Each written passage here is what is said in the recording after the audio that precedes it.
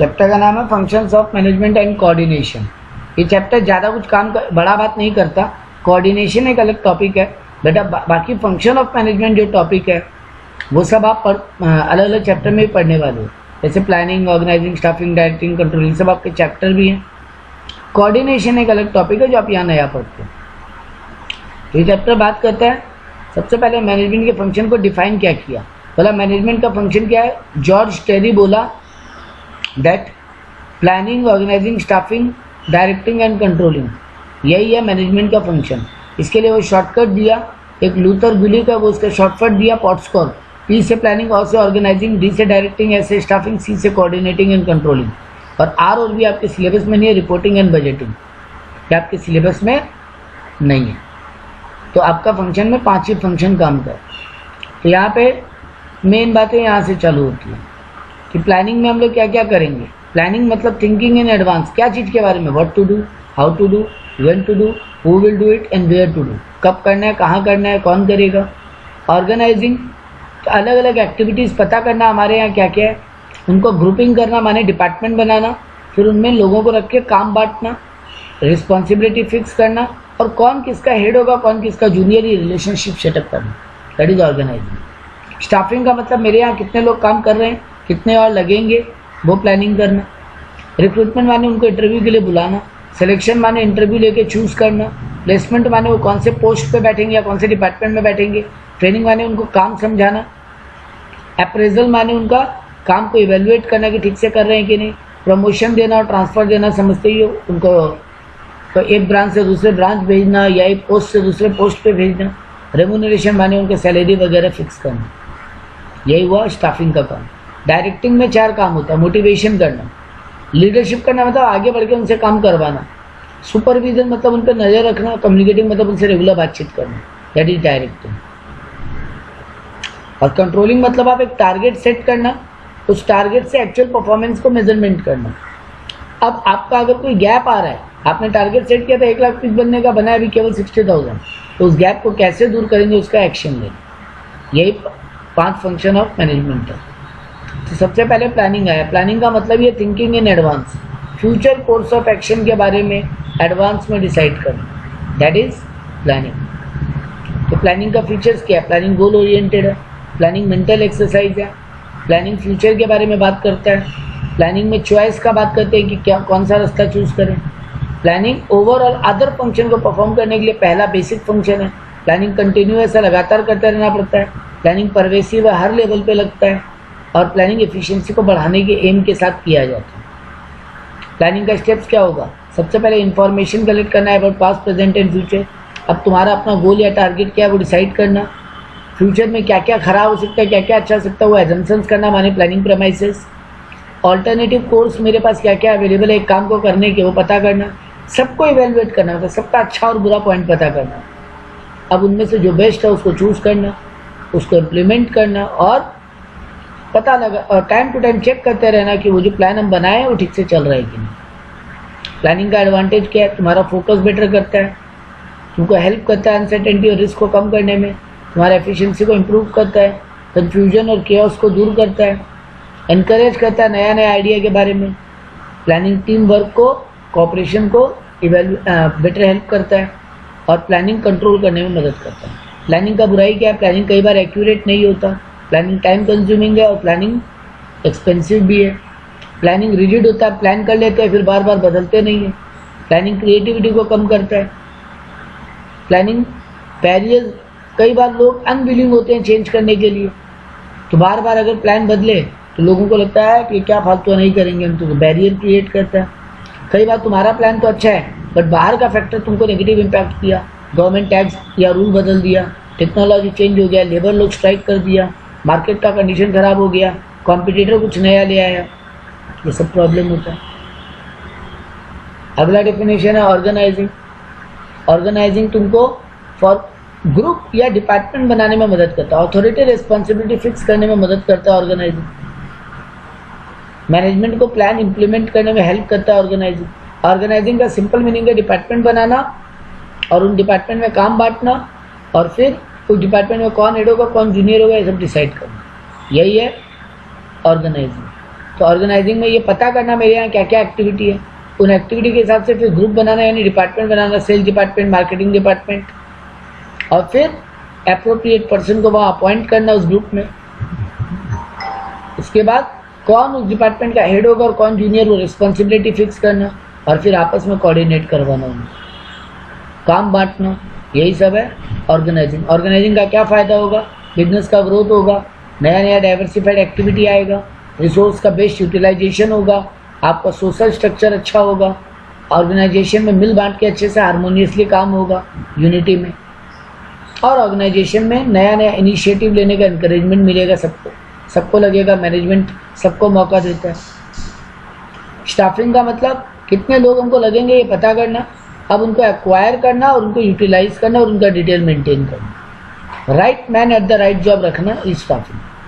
तो स्टाफिंग का मेन काम है man power planning. Man power planning माने तुम्हारे यहाँ ऑलरेडी कितने लोग हैं, कितने और चाहिए, कितना काम है, ये एनालाइज करना इज मैन पावर प्लानिंग। अब रिक्रूटमेंट माने उनको इंटरव्यू के लिए बुलाना, inducing them to come for the interview, अलग अलग वे में उन तक इन्फॉर्मेशन भेजने की इंटरव्यू के लिए आओ।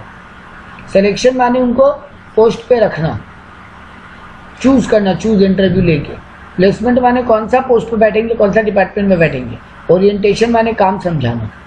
ट्रेनिंग माने जो काम वो करने वाले उसका प्रैक्टिकल नॉलेज देना। डेवलपमेंट माने फ्यूचर ओरिएंटेड काम भी सिखाना। अप्रेजल माने उनका काम को इवेलुएट करना। प्रमोशन माने उनको उनके पोस्ट को अपग्रेड करना। और ट्रांसफर माने एक डिपार्टमेंट से दूसरे डिपार्टमेंट या ब्रांच से दूसरे ब्रांच भेजना। और एम्प्लॉयज रेम्यूनरेशन माने उनका सैलरी फिक्स करना। ये सब स्टाफिंग का काम है। तो ये फंक्शन ऑफ द मैनेजमेंट है, मैनेजमेंट का इंटीग्रल पार्ट है। ये काम ह्यूमन रिसोर्स डिपार्टमेंट करता है। ये परवेसिव फंक्शन है, सब जगह लगता है और इससे रिसोर्सेज का बेस्ट यूटिलाइजेशन हो सकता है। इसी एम के साथ स्टाफिंग किया जाता है। स्टाफ को ऐसे रखेंगे कि रिसोर्स का बेस्ट यूटिलाइज हो। इम्पोर्टेंस क्या है, इसका बेनिफिट क्या है? तुम अपने रिसोर्स का बेस्ट यूटिलाइज कर पाओगे, तुम्हारा better quantity and better quality production होगा, एम्प्लॉय भी सेटिस्फाइड रहेंगे, वेस्टेज नहीं होगा और तुम नया नया ग्रोथ एंड डाइवर्सिफिकेशन वाला काम कर पाओगे। नेक्स्ट है डायरेक्टिंग। डायरेक्टिंग मतलब स्टाफ को मोटिवेट करना, इंस्पायर करना, ताकि वो लोग अपना काम इफेक्टिवली और एफिशिएंटली कर सकें। उनको समझाना, उनको बताना, उन पर नज़र रखना, यही है डायरेक्टिंग। डायरेक्टिंग का फीचर्स क्या है? डायरेक्टिंग का फीचर्स है ये एक एक्शन ओरिएंटेड काम है, ये कंटिन्यूअस है। यहाँ तुम्हारे परफॉर्मेंस को, प्लान को परफॉर्मेंस में कन्वर्ट करने में हेल्प करता है। ये सारे लेवल पे रिक्वायरमेंट है। ये इंटरपर्सनल है, सबका डायरेक्शन देने का अपना अपना तरीका होता है, सबका इन्फ्लुएंस करने का अपना अपना तरीका होता है। और ये प्लानिंग और कंट्रोल के बीच में लिंकिंग का काम करता है। इसका इम्पोर्टेंस क्या है? ये एफिशिएंसी बढ़ाता है, चेंज को इजीली अडॉप्ट करने में हेल्प करता है, क्योंकि डिपार्टमेंट में वही लोग होंगे जो उस काम के एक्सपर्ट होंगे, तो एक्सपर्ट लोग इजीली अडॉप्ट कर लेते हैं। आपस में बेटर कोऑर्डिनेशन होगा, क्योंकि सबको पता होगा किसका क्या काम है, किसको जाके बताना है, कौन मेरा बॉस, कौन मेरा जूनियर, और बिजनेस का ग्रोथ और एक्सपेंशन होता है। इसका पहला एलिमेंट है सुपरविजन। सुपरविजन माने ओवरसीइंग, नज़र रखना सबऑर्डिनेट्स के काम पे। इसका दूसरा फीचर है कम्युनिकेशन, माने लोगों से बातचीत करना, उन तक इन्फॉर्मेशन पहुंचाना, उनका प्रॉब्लम सुनना, उनके प्रॉब्लम को सॉल्व करना। नंबर 3 है मोटिवेशन करना, माने उनको स्टिमुलेट करना, उनके मन में अगर कुछ नेगेटिव चल रहा है उसको पॉजिटिव करना, उनको हार्ड वर्क के लिए इंस्पायर करना, दैट इज मोटिवेशन। लीडरशिप माने बिहेवियर को इन्फ्लुएंस करना। देखो लोग कंफ्यूज होते हैं मोटिवेशन और लीडरशिप में क्या फ़र्क है। मोटिवेशन में हम तुमको वो पर्टिकुलर काम करने के लिए इंस्पायर कर रहे हैं, और यहाँ तुम्हारा पूरा बिहेवियर बदल रहा है, नेगेटिव से तुमको पॉजिटिव कर दे रहा है, तुमको गाइड कर रहा है, इंड्यूस कर रहा है कि तुम अपने मन से अपने आप को कन्वर्ट करो और बेटर काम करो। कंट्रोलिंग मतलब मेजरमेंट करना, कि पहले एक स्टैंडर्ड सेट करना और फिर मेजरमेंट करना कि हम एक्चुअल में क्या किए, फिर दोनों को कंपेयर करना, और अगर actual according to the standard नहीं है तो करेक्टिव एक्शन लेना, दैट इज कंट्रोलिंग। कंट्रोलिंग का स्टेप क्या है? सबसे पहले टारगेट सेट करो, फिर अपने एक्चुअल परफॉर्मेंस को चेक करो, अब उसको रिजल्ट से कंपेयर करो, एक्चुअल और स्टैंडर्ड को। अगर कोई कॉज ऑफ डिविएशन क्यों आ रहा है वो रीज़न ढूंढो और उसको करेक्टिव एक्शन लो, उसको ठीक करो। या आगे डिटेलिंग आएगा पूरा चैप्टर में, यहाँ केवल बेसिक आइडिया रखो, मीनिंग पूछेगा। अब आता है मेन टॉपिक इस चैप्टर में जो अलग है, वो है कोऑर्डिनेशन। कोऑर्डिनेशन का मतलब क्या? कोऑर्डिनेशन मैनेजमेंट का एक फंक्शन नहीं है, लेकिन वो इनर सोल है, मतलब एक हिडन फंक्शन है वो मैनेजमेंट का, है नहीं बट है। कोऑर्डिनेशन माने हार्मोनाइजिंग और synchronising the unified individual activities and efforts. सबके काम को हार्मोनाइज और सिंक्रोनाइज करना, ये दो वर्ड याद कर सकते हो। लोगों के काम को, एफर्ट को हार्मोनाइज एंड सिंक्रोनाइज करना कॉमन ऑब्जेक्टिव या कॉमन गोल के लिए, ऑर्गेनाइजेशन का जो एक गोल है उसके हिसाब से, that is coordination. According to the theory, well-coordinated enterprise must satisfy the following conditions. Each department or division must be precisely informed of their share in the common task. किसका क्या काम है एग्जैक्टली सबको पता होना चाहिए, सब मिल के काम करें और सबका अपना अपना शेड्यूल हो, किसका काम कब खत्म होना है, उसके बाद किसका काम चालू होना, यही है कोऑर्डिनेशन। ये एक वाइडर टर्म है। कोऑपरेशन का मतलब क्या होता है? कोऑर्डिनेशन और कोऑपरेशन में लोग फर्क नहीं समझ पाते। कोऑपरेशन मतलब मिल के काम करना, अपने मन से मिलके काम करना, यूनिटी की तरह। और कोऑर्डिनेट करना मतलब मैनेजमेंट जो बोला है उसको एग्जैक्टली फॉलो करते हुए अपने काम को करना। तो यहाँ पे बताया कोऑर्डिनेशन का एलिमेंट क्या है। ये एक orderly arrangement of the group effort है, एक सिंक्रोनाइज वे में किसको क्या काम करना है, किसके बाद किसको क्या काम करना है, कंटिन्यूअस है, डायनेमिक है। ये एक्शन में यूनिटी लेके आता है, सबका रिस्पॉन्सिबिलिटी यहाँ फिक्स होगा और ये अपने आप नहीं बनेगा, ये मैनेजमेंट के बोलने पे बनेगा, डेलिब्रेट है, स्पॉन्टेनियस नहीं है। इसका इंपॉर्टेंस क्या है? ये हार्मोनाइज करेगा सबके ओपिनियन को, ये कन्फ्लिक्ट्स को दूर करेगा, ये कंबाइन करेगा डिफरेंट रिसोर्सेज को एक साथ लेकर आएगा, बेटर रिजल्ट देगा और टीम में यूनिटी लाएगा, इंटीग्रिटी लाएगा, कस्टमर सेटिस्फाइड होंगे, कंपनी का ग्रोथ होगा। कोऑर्डिनेशन और कोऑपरेशन का डिफरेंस क्या है? कोऑर्डिनेशन ऑर्डरली अरेंजमेंट है, मैनेजमेंट के बोलने पे तुम लोग एक सिस्टम में काम कर रहे हो, और यहाँ मिल के मन से अपने मिल के काम करने को बोलते हैं कोऑपरेशन। ये डेलिब्रेट है, ये वॉलंटरी अपने मन से करते हैं। ये फॉर्मल और इनफॉर्मल दोनों हो सकता है, ये सिर्फ इनफॉर्मल है, मतलब ये मैनेजमेंट के बोलने पे करते हैं कोऑर्डिनेशन इसलिए फॉर्मल, लेकिन ये बिना बोले भी करते हैं इसलिए इनफॉर्मल। ये कोऑपरेशन के बिना कोऑर्डिनेशन पॉसिबल नहीं है। Similarly ruthless without coordination, cooperation तब तक नहीं होगा जब तक, यानी दोनों एक दूसरे के बिना काम नहीं कर सकते।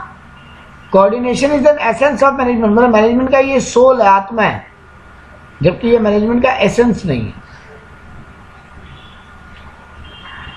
अब यहाँ क्वेश्चन है, coordination is the essence of management. Management कैसे, मैनेजमेंट का कैसे आत्मा है कोऑर्डिनेशन? तो देखो मेन 5 फंक्शन है, बट ये पांचों ही काम नहीं करेंगे अगर आपस में कोऑर्डिनेशन नहीं।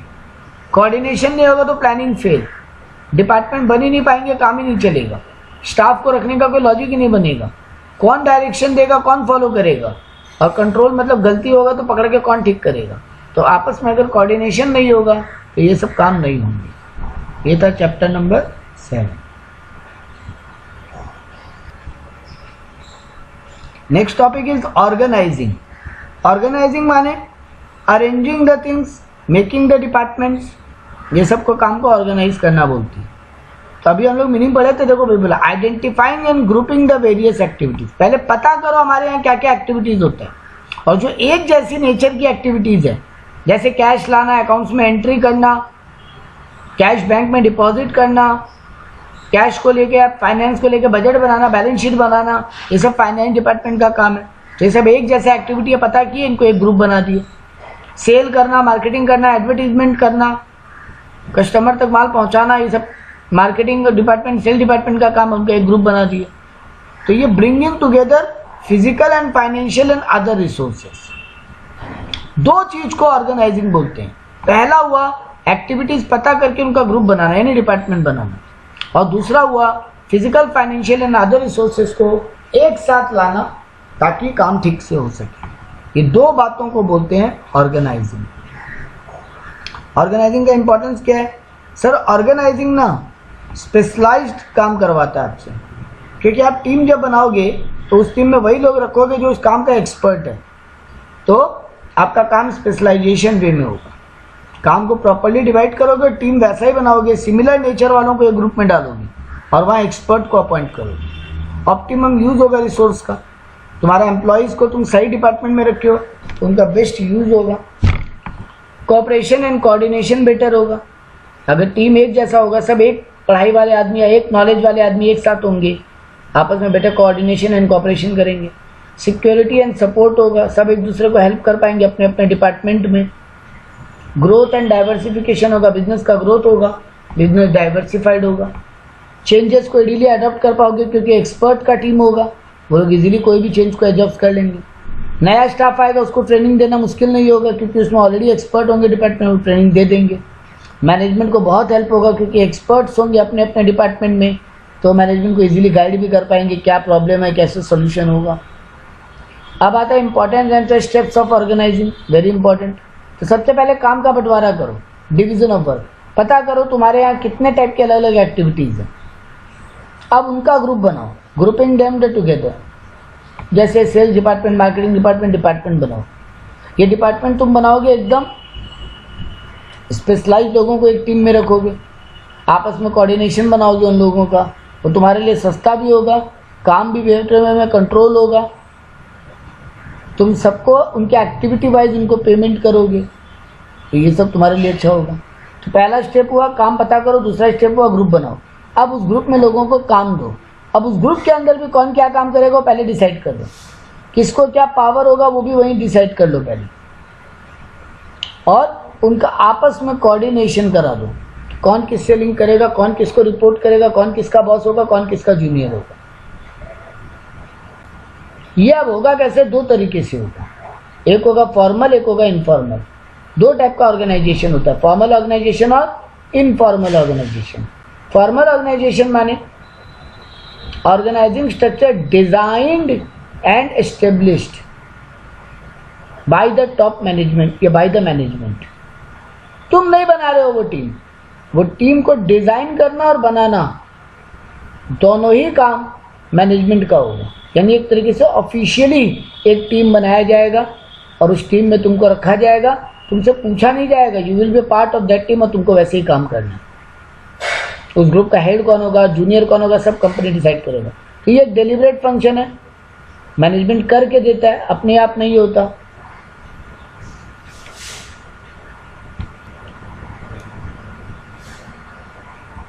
दूसरा बात,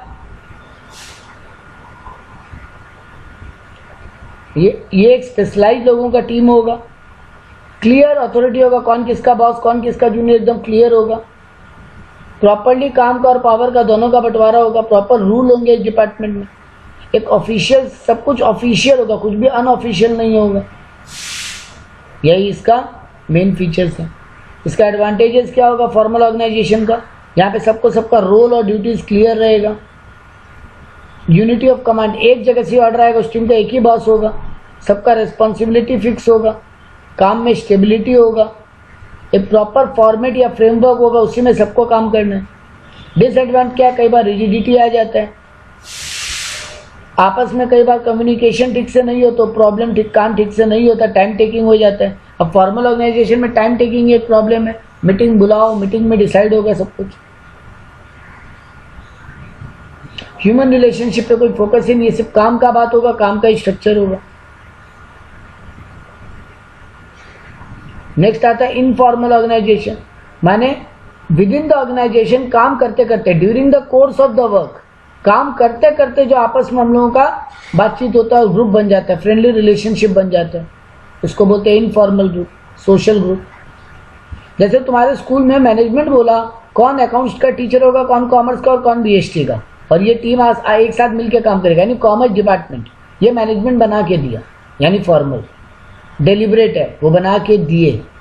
इनफॉर्मल क्या हुआ, हमको कॉमर्स में रखा है, साइंस का भी एक टीचर है, मेरा उससे अच्छा दोस्ती हो गया, हम लोग दोनों मिलकर काम कर रहे हैं, that is informal organization. Unplanned है, स्पॉन्टेनियस है, ये यहाँ सोशल रिलेशनशिप बनता है, कॉमन टेस्ट, कॉमन लैंग्वेज वाले, कॉमन रिलीजन, कॉमन कल्चर वाले आपस में दोस्त हो जाते हैं। ये वॉलंटरी है, मतलब कोई बोलता नहीं है बनाओ, तुम लोग खुद से बनाते हो, यहाँ कोई रिटन प्रॉपर रूल रेगुलेशन नहीं होगा। Not portrayed as the organization chart, ये ऑर्गेनाइजेशन को भी नहीं पता होगा ऐसा कोई ग्रुप बन के काम कर रहा है। यहाँ पे सोशल और साइकोलॉजिकल नीड पूरा होता है, हंसी मजाक होगा, जैसे एक अकाउंटेंट और एक क्लर्क और एक सेल्समैन आपस में मस्ती कर रहे हैं या आपस में काम का बातचीत कर रहे हैं। तो फॉर्मल इनफॉर्मल का डिफरेंस क्या हुआ? फॉर्मल डेलिब्रेट है जबकि इनफॉर्मल ऑटोमेटिक है। यहाँ पे मेन पर्पज होगा कंपनी का प्रॉफिट, कंपनी का ग्रोथ, जबकि यहाँ मेन पर्पज होगा सेंस ऑफ फीलिंग, बिलोंगिंगनेस, आपस में स्टेटस, कल्चर, ये सब को मिलाना।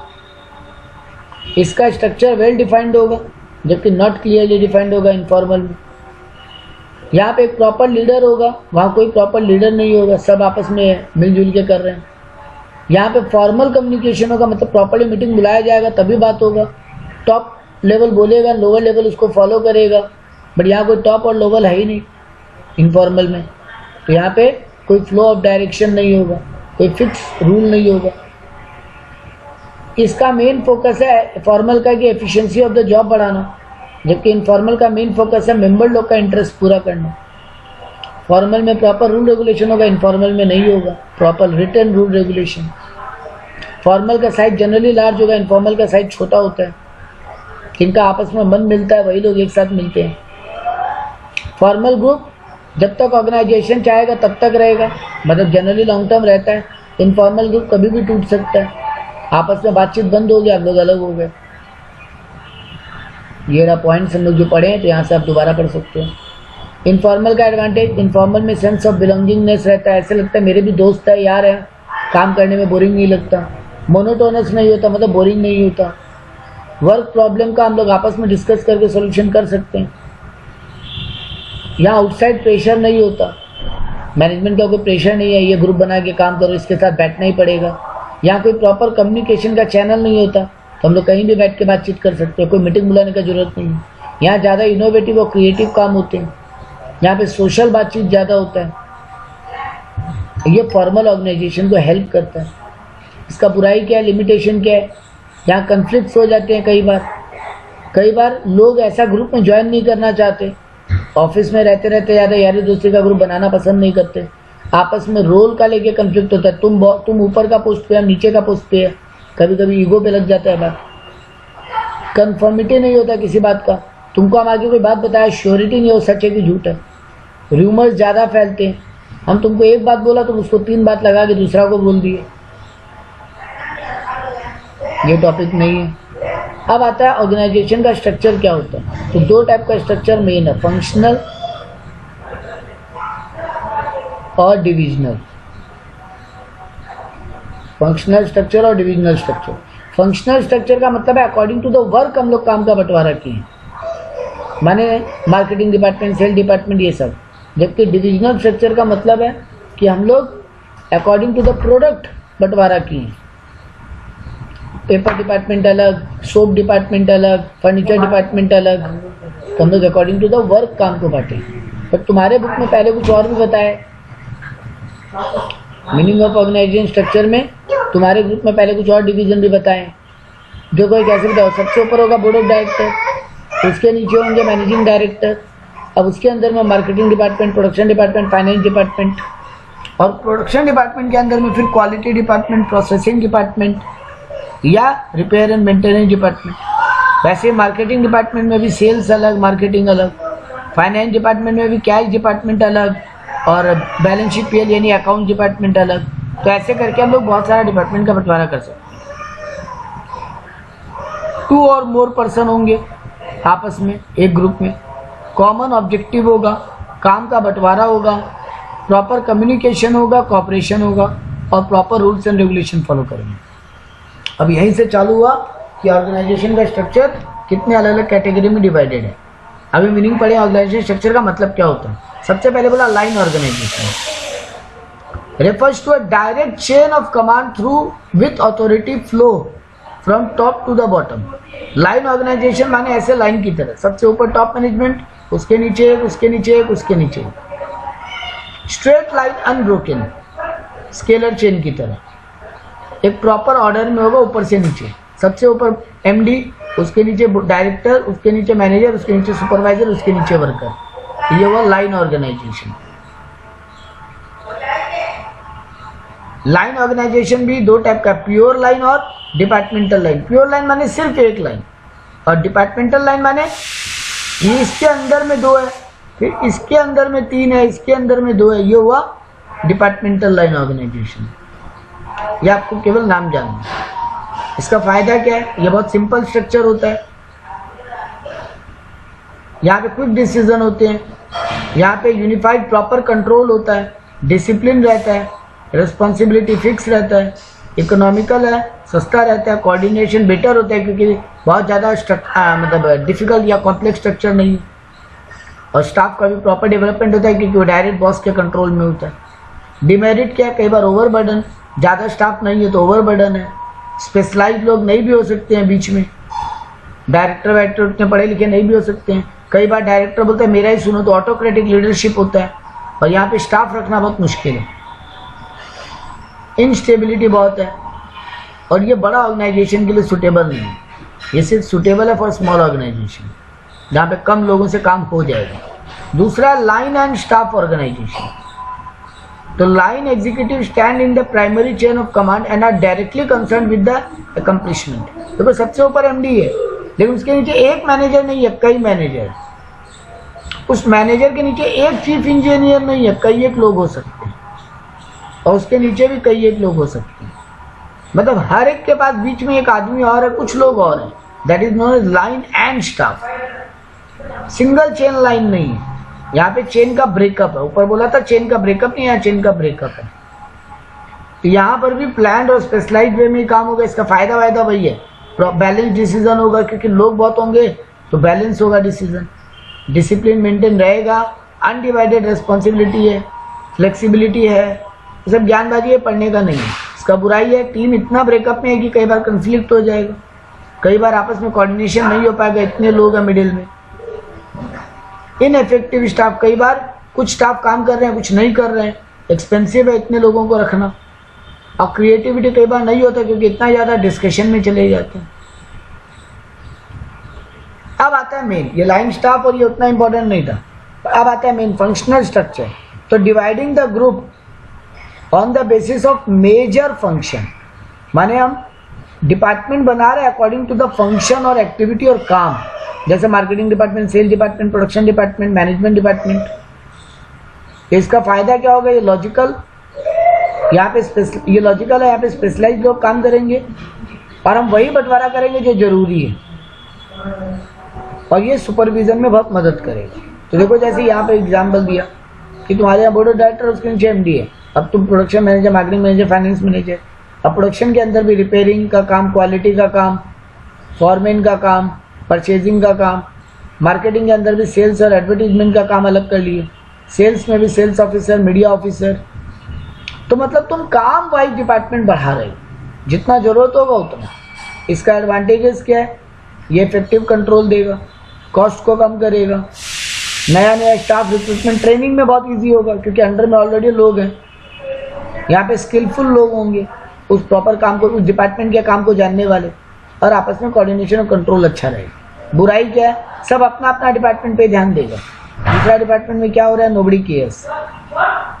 दूसरा problem, it become difficult to hold a particular department responsible. एक डिपार्टमेंट का गलती होगा, वो ब्लेम दूसरे डिपार्टमेंट को करेगा। Do not obtain experience required, सबको सब डिपार्टमेंट का एक्सपीरियंस ही नहीं होगा। तुमको सेल्स का काम आता है तो सेल्स का ही जाता है, दूसरे डिपार्टमेंट का काम तुमको नहीं आएगा। ऑर्गेनाइजेशन का ग्रोथ जब होगा, नए नए प्रोडक्ट बनेंगे, लार्ज ऑर्गेनाइजेशन में ये वाला प्रोसेस बेटर नहीं है, नेक्स्ट वाला बेटर होगा जो हम लोग पढ़ने वाले हैं, डिविजनल स्ट्रक्चर। तो डिविजनल स्ट्रक्चर क्या है? हम यहाँ पे प्रोडक्ट वाइज ये रहा, अकॉर्डिंग टू द प्रोडक्ट हम डिवीजन कर रहे हैं। देखो जैसे यहाँ बताया, सबसे ऊपर बोर्ड ऑफ डायरेक्टर, फिर एमडी, फिर प्लास्टिक डिवीजन, केमिकल डिवीजन और मेटल डिवीजन। अब उसके अंदर में दोबारा अकॉर्डिंग टू द फंक्शन हो सकते हैं, हर एक का purchase production sales, purchase production sale सब में हो सकता है। लेकिन पहला ब्रेकअप क्या हो रहा है? अकॉर्डिंग टू द प्रोडक्ट, और वहाँ पहला ब्रेकअप ही अकॉर्डिंग टू द फंक्शन हो रहा था। इसका डिसएडवांटेजेस क्या है? सर यहाँ पे डिपार्टमेंट का बर्डन कम हो जाएगा, सब अपने अपने डिपार्टमेंट पे फोकस करेंगे, स्पेशलाइज्ड लोग होंगे प्रोडक्ट वाइज। जैसे तुम बिग बाजार जैसे तुम उसमें जाते हो रिलायंस डिजिटल में, लैपटॉप देखने जाओ, तुमको लैपटॉप का सेल्समैन आके प्रोडक्ट के बारे में बता रहे हैं। रेफ्रिजरेटर देखने जाओ तो उसका सेल्समैन आके बता रहे हैं, एसी देखने जाओ तो उसका सेल्समैन आके बता रहे हैं। हर डिपार्टमेंट का परफॉर्मेंस अपने अपने हिसाब से इवेलुएट हो पाएगा। बड़े ऑर्गेनाइजेशन में यही स्ट्रक्चर बेटर है। बुराई में क्या बताया? डुप्लीकेशन ऑफ फिजिकल फैसिलिटी, तुमको बहुत ज़्यादा लोग लगेंगे, बहुत ज़्यादा फैसिलिटी जगह लगेगा, सेंट्रलाइज्ड कंट्रोल रखना पड़ेगा हर चीज़ के ऊपर, वो बहुत मुश्किल हो जाता है कई बार। बड़ी बड़ी प्लांट कैपेसिटी को हैंडल करना मुश्किल हो जाता है। सब कोई अपना अपना प्रोडक्ट पे फोकस करेंगे, दूसरा प्रोडक्ट के बारे में किसी को कोई जानकारी नहीं है। तो ये हुआ ये दो स्ट्रक्चर। अब आता है टॉपिक डेलीगेशन ऑफ अथॉरिटी। इस चैप्टर को हम 3 ब्रेकअप में पढ़ते हैं। पहला ब्रेकअप खत्म, अब आ जाता है सेकंड ब्रेकअप पे। डेलीगेशन ऑफ अथॉरिटी माने assigning a part of the work and give them authority to perform to the assigned task. हम एक मैनेजर है, मेरे अंडर में 3 सबऑर्डिनेट्स हैं, हमको एक काम मिला, उसका कुछ पार्ट हम सबको दिया और उसका डिसीजन मेकिंग रेस्पॉन्सिबिलिटी अथॉरिटी भी हम सबको दिया। तो काम का रेस्पॉन्सिबिलिटी भी दिया और डिसीजन मेकिंग अथॉरिटी भी दिया अपने जूनियर को, लेकिन ये एवरी टाइम हो जरूरी नहीं है। तो delegation of mainly means granting of authority to subordinates to operate within a prescribed, उनका लिमिट लगा दिया, उस लिमिट के अंदर वो डिसीजन ले सकते हैं, उसके बियॉन्ड डिसीजन में मेरे से आगे पूछना पड़ेगा। जैसे एक एग्जांपल देता है हमेशा कि मान लो मेरे अंदर सबऑर्डिनेट है, उसको हम बोला लेबर लॉ का अपॉइंटमेंट तुम देख ले, लेबर लॉ का अपॉइंटमेंट तुम देख ले, लेकिन एक बात ध्यान रखना, लेबर लॉ को जब अपॉइंट करो 1000 रुपए से नीचे कोई लेबर मांगे तुम अपॉइंट कर देना, उससे ज़्यादा सैलरी कोई मांगे तो आगे पहले मेरे से पूछ लेना। तो उस पर लिमिट लगा दिया डिसीजन मेकिंग का, that is delegation of authority. यहाँ पे हम काम शेयर कर रहे हैं, रिस्पॉन्सिबिलिटी शेयर कर रहे हैं, अथॉरिटी भी थोड़ा थोड़ा शेयर कर रहे हैं, ये थोड़ा डिसीजन मेकिंग पावर भी उनको दे रहे हैं, लेकिन कुछ लिमिट लगा के ऑलवेज। इसका फायदा क्या है? टॉप एग्जीक्यूटिव पे प्रेशर कम रहेगा, स्केलर चेन में काम होगा, स्पेशलाइज्ड लोग एक साथ मिलके काम कर पाएंगे, एक टीम में एक स्पेशलाइज्ड लोग होंगे, अदर क्विक डिसीजन मेकिंग होगा, क्योंकि बार बार आगे मेरे से पूछना नहीं पड़ेगा, छोटा छोटा डिसीजन खुद ले लो, हम अपने सबऑर्डिनेट को बोल दिए, मेरा सबऑर्डिनेट भी मोटिवेटेड होगा कि मेरा बॉस मेरे को पावर देता है, उसका भी डेवलपमेंट होगा, कोई दिन वो भी सुपीरियर या सीनियर बनने के लिए लायक हो जाएगा, उसका भी बिजनेस का भी ग्रोथ एंड डाइवर्सिफिकेशन होगा। ये वेरी वेरी इंपॉर्टेंट है। डेलीगेशन ऑफ अथॉरिटी का 3 एलिमेंट है। पहला एलिमेंट है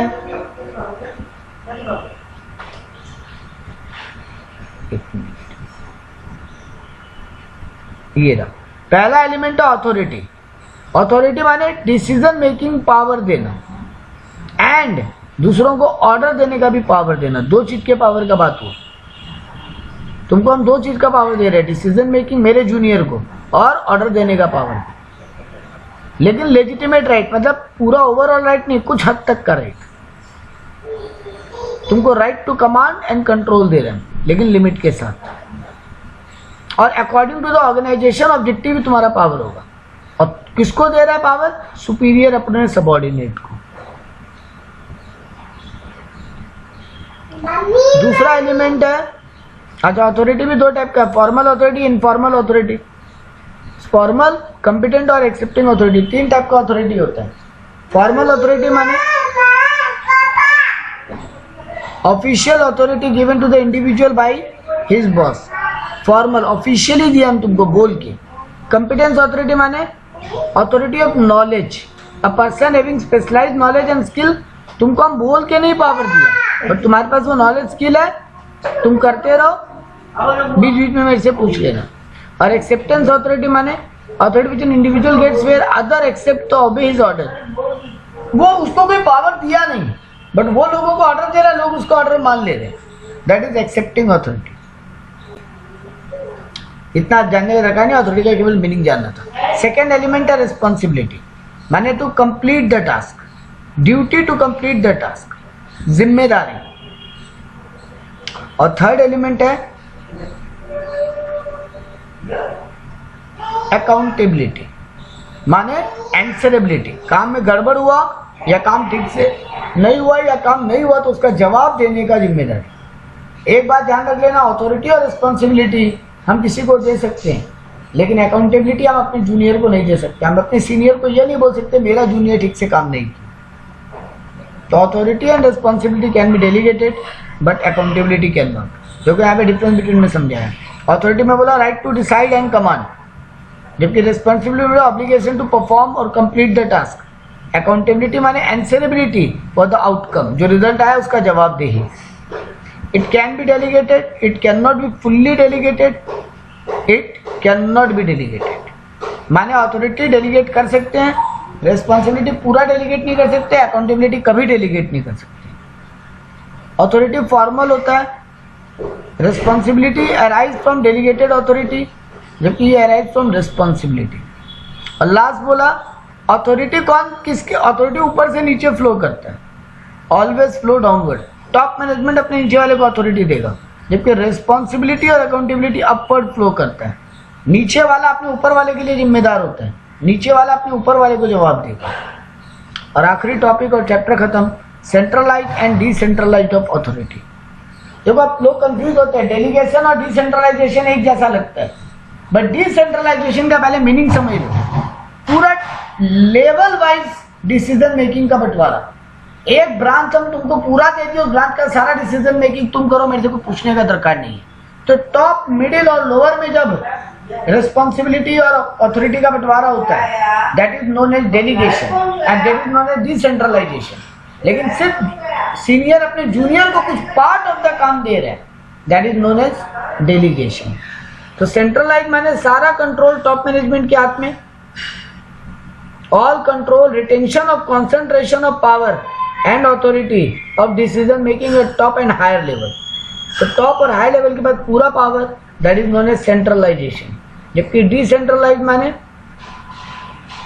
इन all department and at all level, जब हम सिस्टमेटिकली पावर का बंटवारा करते हैं, हर डिपार्टमेंट और हर लेवल वाइज हम जब पावर का बंटवारा करें, that is known as decentralisation. तो देखो यहाँ पे सेंट्रलाइजेशन माने concentration of power at top level, decentralise माने dispersal of authority and at all level of management and at all department. यहाँ पे मेजोरिटी रोल, सबऑर्डिनेट का रोल बहुत कम होगा सेंट्रलाइजेशन में, यहाँ सबऑर्डिनेट का रोल ही मैक्सिमम होगा। इसका मेन पर्पस क्यों सेंट्रलाइज रखता है, ताकि कंट्रोल ज्यादा अपने हाथ में रहे। क्यों डिसेंट्रलाइज करते हैं, ताकि डिसीजन मेकिंग जल्दी हो, डेवलपमेंट आए सबऑर्डिनेट्स का भी। यहाँ पे टॉप एग्जीक्यूटिव का बर्डन सेंट्रलाइज में, टॉप एग्जीक्यूटिव पे हायर बर्डन होगा, हेवी बर्डन होगा, जबकि डिसेंट्रलाइजेशन में कम बर्डन होगा। Suitability, suitable for small organization, centralization छोटा बिजनेस में बेटर है, बड़े बिजनेस में सब कुछ एक जगह से होना बहुत मुश्किल है, फंस जाओगे, काम गड़बड़ होगा। तो लार्ज ऑर्गेनाइजेशन में डिसेंट्रलाइजेशन बेटर। डिसेंट्रलाइजेशन का मेरिट, टॉप एग्जीक्यूटिव पर बर्डन कम करेगा, सबऑर्डिनेट को मोटिवेट करेगा, वही डेलीगेशन का ही सारा पॉइंट, डेलीगेशन का एडवांटेज। यहाँ बेटर डिसीजन लिया जाएगा, इनोवेटिव एंड क्रिएटिविटी आएगा, सेम पॉइंट्स। स्टाफ और मैनेजर का डेवलपमेंट होगा, बेटर कम्युनिकेशन होगा, सुपरविजन बेटर होगा, डेमोक्रेटिक मैनेजमेंट होगा, मेजोरिटी रूल चलेगा। इसका बुराई क्या है, लैक ऑफ कोऑर्डिनेशन। कई बार इतने ज़्यादा डिपार्टमेंट बढ़ जाते हैं, इतना सारा पावर चला जाता है, आपस में कोऑर्डिनेशन मुश्किल होता है। यूनिफॉर्मिटी नहीं होगा, एक ब्रांच बोलेगा उसको ज़्यादा पावर है, मेरे को कम पावर है। हेवी ओवरहेड्स होगा, बहुत ज़्यादा खर्चे होंगे, ओवरहेड माने एक्सपेंडिचर, स्मॉल फर्म के लिए सूटेबल नहीं है। और कभी कभी बाहर का जब प्रॉब्लम आएगा तो इतना बटा हुआ डिपार्टमेंट को मैनेज करना मुश्किल हो जाएगा। अब यहाँ पे लास्ट आंसर, डेलीगेशन और डिसेंट्रलाइजेशन में क्या डिफरेंस है। तो डेलीगेशन इज कंपलसरी, डेलीगेशन करना ही पड़ेगा, डिसेंट्रलाइजेशन मैनेजमेंट की चॉइस थी। डेलीगेशन मैनेजर के बर्डन को कम करता है, जबकि डिसेंट्रलाइजेशन टॉप लेवल के मैनेजमेंट को बर्डन को कम करता है। डेलीगेशन का स्कोप नैरो है, डेलीगेशन कुछ कुछ काम और कुछ कुछ पावर के बंटवारा का बात करता है, जबकि इसका स्कोप वाइडर है, ये पूरा लेवल वाइज सब कुछ बांट देता है। यहाँ पे sharing of task and authority होगा, जबकि यहाँ पे पॉलिसी मेकिंग और सब कुछ शेयरिंग होगा। यहाँ पे लेस फ्रीडम होगा, कुछ कुछ बातें टॉप मैनेजमेंट से पूछ के करनी पड़ेगी, मैनेजर से पूछ के करनी पड़ेगी सबऑर्डिनेट को, बट यहाँ पूरा फ्रीडम होगा या ज़्यादा फ्रीडम होगा, पूरा नहीं बट ज़्यादा फ्रीडम होगा, टॉप मैनेजमेंट कम कंट्रोल करेगा। तो ये था चैप्टर आपका ऑर्गेनाइजिंग।